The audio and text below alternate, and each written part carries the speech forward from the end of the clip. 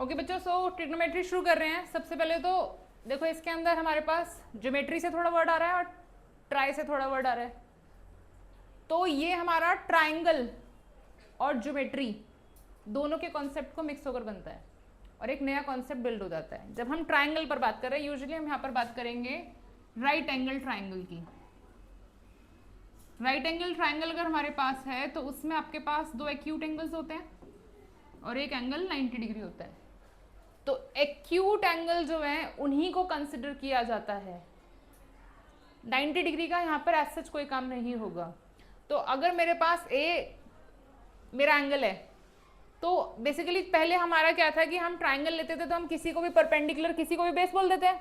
इससे पहले मैंने बोला था कि भाई ये परपेंडिकुलर ले लो, ये बेस ले लो, या फिर इसे परपेंडिकुलर ले लो, इसे बेस ले लो। क्योंकि हम यूज क्या कर रहे थे, हम पाइथागोरस यूज कर रहे थे इससे पहले राइट एंगल ट्राइंगल में, और तो कुछ करा नहीं है।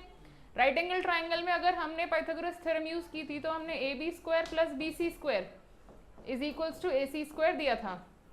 ठीक है, तो उससे फर्क नहीं पड़ रहा था कि मैं base square plus perpendicular square perpendicular, तो अल्टीमेटली मेरे पास आंसर हर बार सेम ही आ रहा था। बट अब के बाद से एंगल के हिसाब से परपेंडिकुलर और बेस को पिक करना है।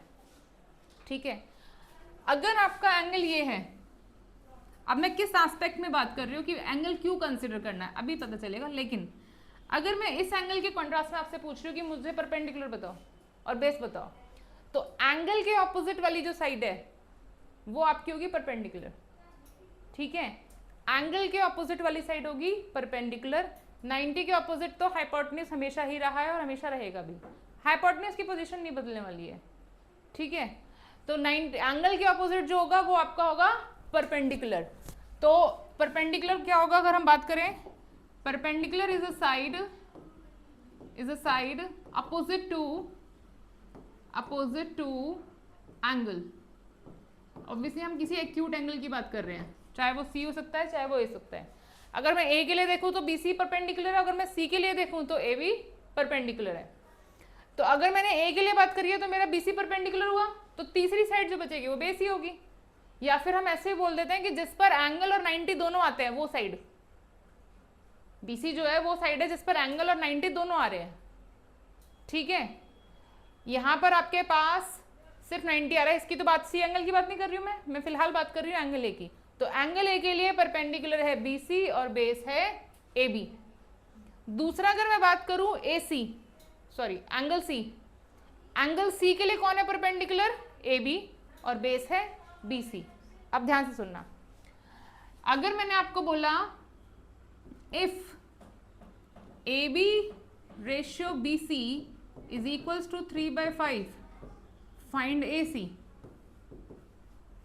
ठीक, ये दिया है क्वेश्चन, नॉर्मल बेसिक क्वेश्चन है, क्लास 7th-8th का क्वेश्चन है ये।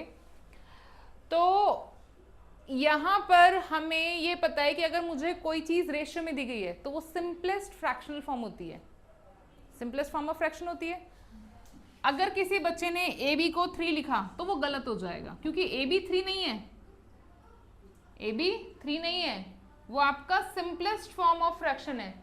हो सकता है वो 30 और ये 50 रहो, समझ रहे हो। तो आप एकदम से कमेंट नहीं करोगे AB 3, गलती होगी। आप AB को बोलोगे 3x, BC को बोलोगे 5x। कोई भी चीज जब रेशियो में दी जाती है तो वो सिंपलेस्ट फॉर्म ऑफ फ्रैक्शन होती है। ठीक है, ratio is the simplest form of fraction. तो मैंने ऐसे कंसिडर करा और आप भी हमेशा ऐसे ही कंसिडर करोगे। अब हम लगाएंगे Pythagoras theorem.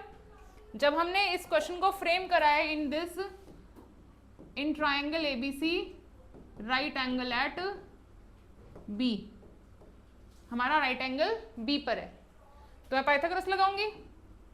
Bye Pythagoras theorem, ये चीज तो आपको पता है, by Pythagoras theorem AB square plus BC square is equals to AC square. AB square हो जाएगा 9x square, 5x square is equals to AC square 25 का स्क्वायर। तो 25 और ये 9 कितना हो जाएगा बच्चों, 25 और 9 34 सॉरी 34x स्क्वायर।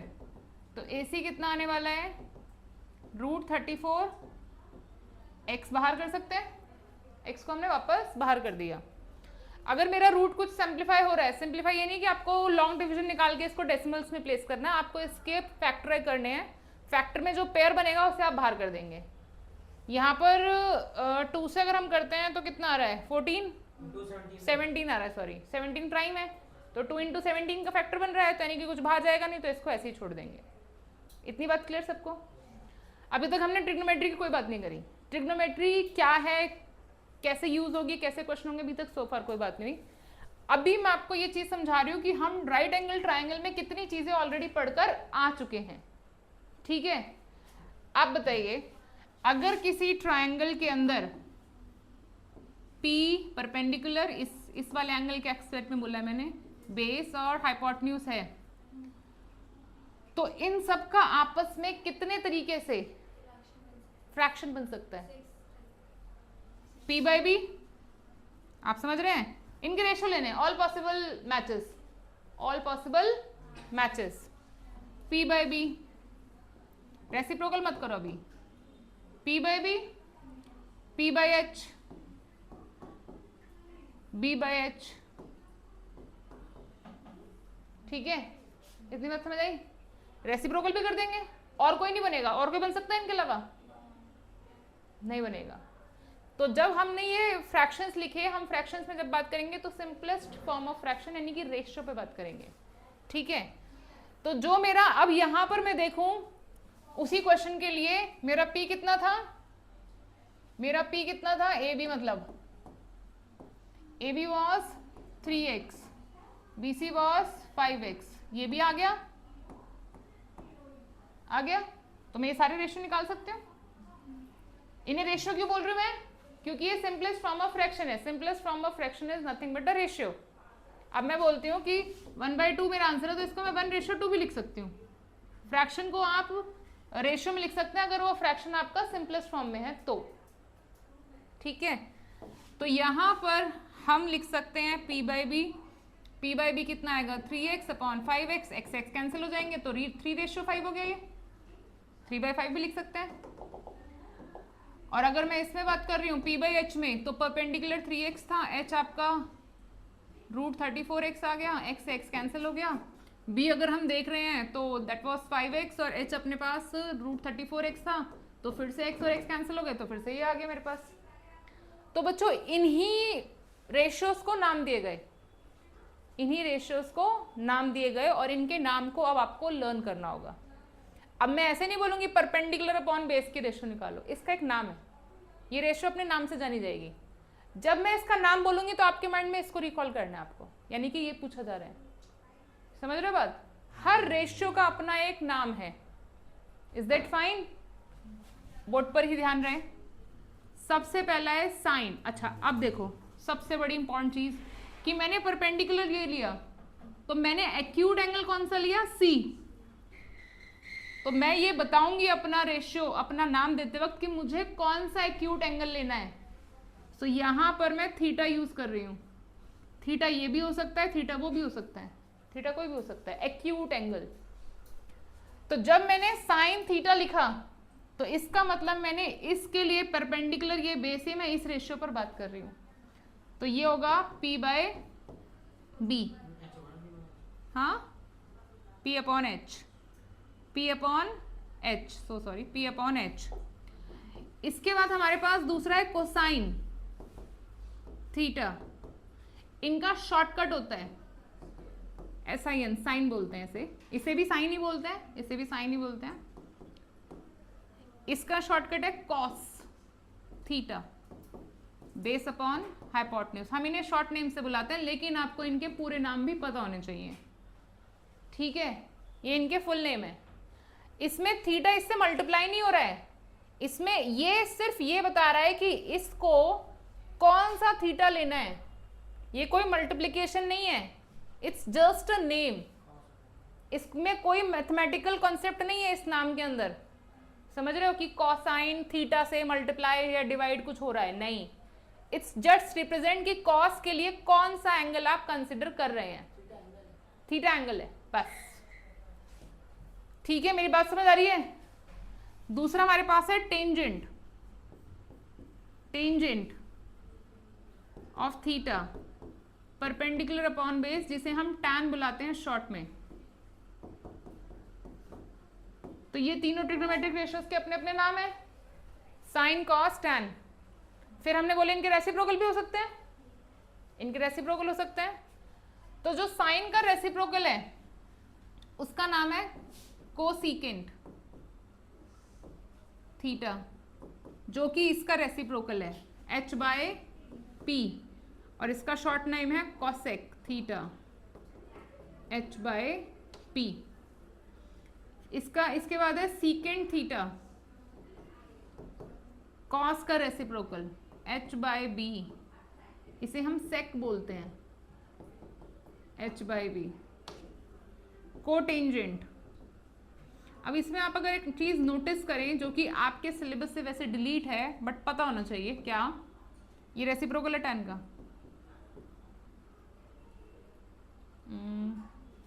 इसको हम बोलते हैं कॉट। इतनी बात समझ आई सबको? ये सिर्फ नाम है। अच्छा, अब इनको तरीका बच्चों ने स्कूल में पढ़ा है। पंडित बद्री प्रसाद हर हर बोले, बहुत अच्छे अजीब अजीब नाम रखते हैं। तो सोना चांदी तोले, CST भी है। पंडित बद्री प्रसाद हर, पंडित है ना, हर हर बोल रहे हैं। पंडित बद्री प्रसाद हर हर बोले, पंडितों के पास पैसा बहुत है आजकल, खूब पैसा उन्हीं के पास है। सोना चांदी तोले, तो ये साइन का है, ये कॉस का है और ये टैन का है। तरीका याद करने के लिए, क्योंकि आप अभी इनिशियल फेज में हैं, जस्ट अ बिगिनिंग आपके लिए। कुछ क्वेश्चंस के बाद आप यूज्ड टू हो जाओगे। ये भी भूल गए? पंडित बद्री प्रसाद हर हर बोले, सोना चांदी तोले, सोना चांदी तोले। बद्री, बद्री प्रसाद बाबा नहीं है, पंडित पंडित नहीं है, पंडित बद्री प्रसाद हर हर बोले, सोना चांदी तोले। ठीक है, अब देखो इसमें मैं आपको एक छोटा सा चीज मैं दिखा रही थी, क्या जो रेशियो, हाँ thank you for the correction, उसने पढ़ लिया भाई, ठीक है। ये रेसिप्रोकल होता है ना इसका, मैंने बोला है कि इसका रेसिप्रोकल है, तो यहाँ p/b है, तो ये मिस हो गया। ठीक है, अब आप एक चीज देखेंगे यहाँ पर कि आपके पास जो है जितने भी तीन नाम है, कोई भी तीन नाम देखो जिसमें को नहीं है, तीन में को है, तीन में को नहीं है, को, तीन में को है, तीन में को नहीं है, को आगे suffix sine, cosine, tangent, cotangent, secant, cosecant. इसके पीछे लॉजिक है, पहले तीन को पिक किया था, बाद में तीन आए थे को लगाकर। ठीक है, sine, cosine, tangent, cotangent, secant, cosecant. अभी मैंने जो आपको बोर्ड पर रिलेशन बताया है वो बताया है, अगर ये तीन रेशियो आपको याद होते हैं तो ये इनके रेसिप्रोकल है, तो उसमें को का कोई लॉजिक नहीं है, इसमें लॉजिक नहीं है को का। साइन का को सीकेंट है, कोसाइन का सीकेंट है, टेंजेंट का को टेंजेंट है, समझ रहे हैं? लेकिन इन दोनों के बीच में भी रिलेशन होता है, इन दोनों के बीच में, इन दोनों के बीच में और इन दोनों के बीच में भी रिलेशन होता है। आज नहीं करेंगे क्योंकि आप कंफ्यूज हो जाओगे, वो हम नेक्स्ट क्लास करेंगे। ठीक है, अभी के लिए रेसिप्रोकल वाला रिलेशन आज याद रखेंगे, क्योंकि आज आपका इस चैप्टर का इंट्रोडक्शन है। इंट्रोडक्शन में अगर हम थोड़ा भयंकर दे देते हैं तो बच्चा घबरा जाता है ना, इंट्रोडक्शन हमेशा सिंपल और स्ट्रेट होना चाहिए। इतनी बात समझ आई? अब हमारा क्वेश्चन कैसा है? बोले ये क्या है, क्या कर रहे हैं हम, फालतूगिरी कर रहे हैं? भाई क्वेश्चन आपका सिंपल आने वाला है, कुछ नहीं, घबराना नहीं आपको। ट्रिगो ट्रिगो ट्रिगो ट्रिगो चल रहे हैं भाई, 9 से सुन रहे हैं ट्रिगो, पता नहीं कौन सी बलाय ट्रिगो है। लेकिन अब लाइफ टाइम जब तक आप मैथ्स पढ़ोगे ना, जब तक मैथ्स पढ़ोगे ट्रिगो नहीं जाएगी। ठीक है, अच्छा अब अगर मैंने आपको ये दिया बोर्ड पर ध्यान, ये ट्राइंगल है जिसमें ये दोनों साइड मैंने आपको दे दी, और मैंने आपको बोला फाइंड थीटा, मैं कहीं ना कहीं लिखूंगी जरूर, ये लिख दिया मैंने, बोला फाइंड साइन थीटा, बस यही क्वेश्चन है। इनिशियल इंट्रोडक्शन में, पता चले आज सोचे पूरा यही करने वाले हैं। साइन थीटा की रेशियो याद करो, मेरे को तीनों साइड होनी चाहिए, तो इसमें पाइथागोरस लगाओगे 3 स्क्वायर प्लस 5 स्क्वायर 9 प्लस 25, फिर से वही जा रहा है क्या? हाँ तो वही आ रहा है, तो एक काम कर लेते हैं, इसको हम 4 कर लेते हैं, 4 कर लेते हैं, कितना बन जाएगा? 16 प्लस 9 25, तो ये 5 आ जाएगा। मैंने दिया ऐसे आपको क्वेश्चन, बट आपने बाद पाइथागोरस का यूज करके बाय पाइथागोरस थ्योरम आपने AC निकाल लिया under the root 3 square plus 4 square. आप डायरेक्टली लिख सकते हैं इसको, इसमें बहुत ज़्यादा डिटेल में एक स्टेप लिखने की जरूरत नहीं है। तो ये कितना आ जाएगा? Root 25 which is 5 only, right. Sine theta पूछा था, तो पंडित जी को याद कर लें, इनिशियली पंडित जी को याद करें। हरी नहीं है, पंडित बद्री प्रसाद। तो साइन थीटा का रेशियो डायरेक्टली लिखना है आपको P/H। तो थी, अब ये देखो कितनी चीजें सोच के लोग बैठे हुए हैं ना, और हम पढ़ रहे हैं, हम पढ़ने में मर रहे हैं, लोग बना रहे थे पहले। अच्छा अच्छा, चलिए ठीक है ठीक है। इस थीटा के लिए परपेंडिकुलर कौन होगा? इस थीटा के लिए परपेंडिकुलर कौन होगा? इसका ऑपोजिट, ठीक है। आप डायरेक्टली लिख सकते हैं, या फिर पहले लिख लीजिए AB। हाइपोटेन्यूज तो हमेशा AC रहेगा 90 का ऑपोजिट, तो हमारा आंसर है 3/5, 3/5। इतनी बात क्लियर सबको? अगर इसी क्वेश्चन ने मेरे को बोला cos फाई, थीटा का भाई है phi, phi phi phi Greek letter से ये थीटा फाई, काय भी होता है, जाय भी होता है। तो ये सब ग्रीक लेटर्स हैं, वो अल्फा बीटा गामा अलग है। अल्फा बीटा गामा भी थे ना जब हमने पढ़े थे, अल्फा बीटा गामा डेल्टा, उसी के आगे ही चलते हैं ये सब। डेल्टा भी होता है। सिग्मा का साइन ये होता है,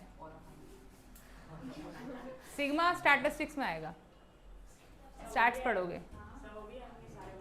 ये नहीं आएगा अभी, ये अगले साल आएगा, अभी कहाँ से आएगा। चलिए फाई क्यों लिखा है मैंने बताती हूँ। जैसे मैंने थीटा लिया, अभी थीटा आप लोगों को थोड़ा कंफर्टेबल लग रहा है, सुना सुना लग रहा है। अब अगर एक थीटा तो दूसरे का नाम तो चेंज करना पड़ेगा ना। अब वही बात है ना, थीटा में 1 लिखने में बच्चा भूल जाएगा, 1 लिखो 2 लिखो, गलती कर सकता है। फाई में और थीटा में गलती नहीं होगी, थीटा 1 थीटा 2 कर सकते हैं, ऐसी कोई टेंशन नहीं है। आपको नहीं अच्छा लग रहा ना, आप नाम बदल दो, ठीक है। तो अगर मेरे को cos फाई पूछा है, तो cos फाई की रेशियो क्या होती है? cos फाई की जो रेशियो है वो अपनी हो जाएगी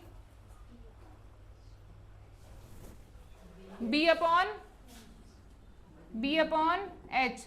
लेकिन अब फाई के लिए बेस फाई है, ये उसका परपेंडिकुलर तो ये है, उसका बेस 3 है। तो बच्चों जो मैं बताना चाह रही थी ना आपको, अब समझो इस बात को। क्या हुआ? टेंशन में हो तुम? सेम आए हैं ये सेम आए हैं, ये सेम आएंगे।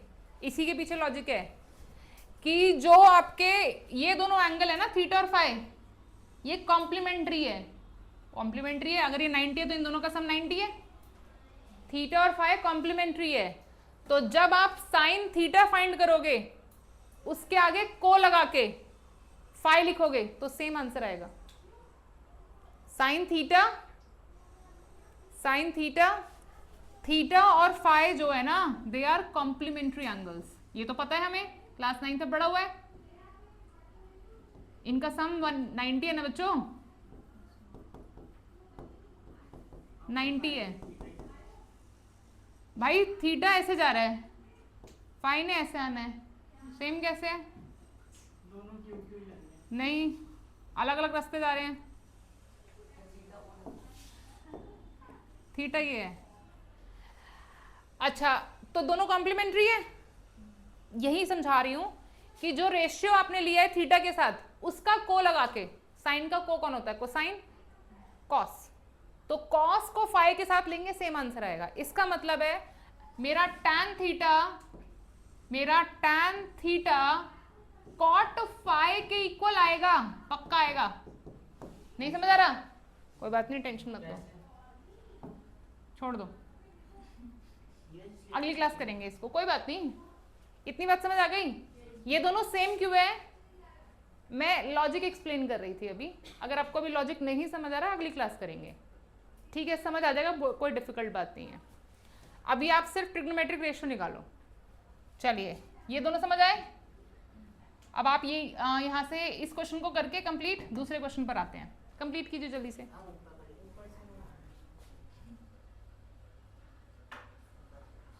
बिल्कुल बिगनिंग से करेंगे।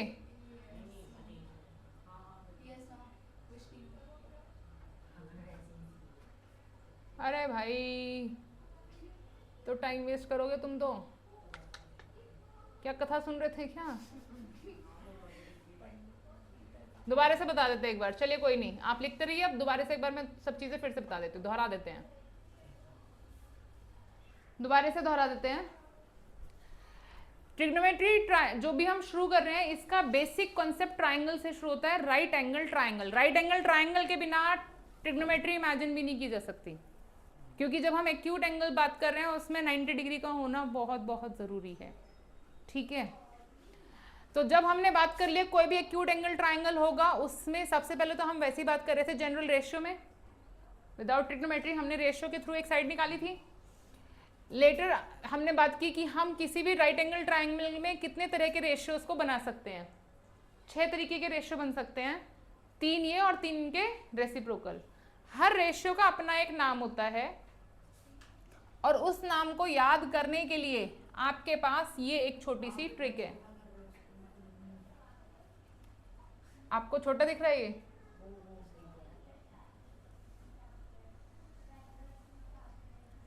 ठीक है, तो ट्रिग्नोमेट्रिक रेशियोज को लर्न करने के लिए हमारे पास ट्रिक है, जो ये बताई थी मैंने, लिख लीजिए। पंडित बद्री प्रसाद हर हर बोले, सोना चांदी तोले। सब राइमिंग है, प्रसाद नहीं है।